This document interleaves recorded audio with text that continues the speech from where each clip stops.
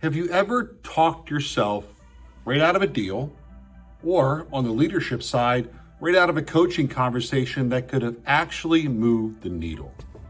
I see this all the time, not just with salespeople, but with leaders. So we come into a conversation with our answer already ready. We think we know what the problem is, and we think we know what the fix is based on our experience, and we start talking. And what happens then? Well, the other person kind of shuts down.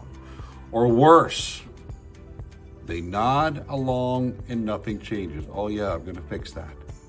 So here's what I've learned over the years of working with sales teams and the leaders who lead them. The best leaders are not the ones with the best answers, far from it. They're the ones who ask the best questions and then actually wait for the response in the silence. I worked with a manager recently who was very frustrated.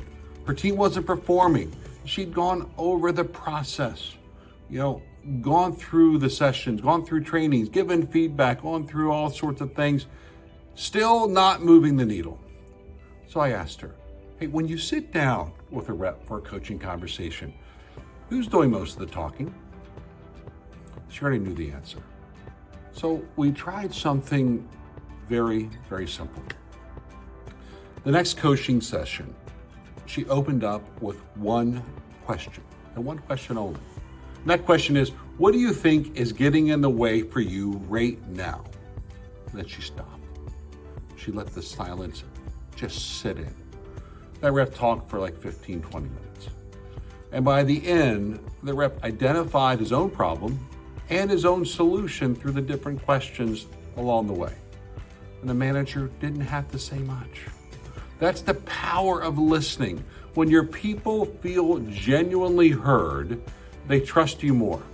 They feel heard and understood. They open up more and they take more ownership.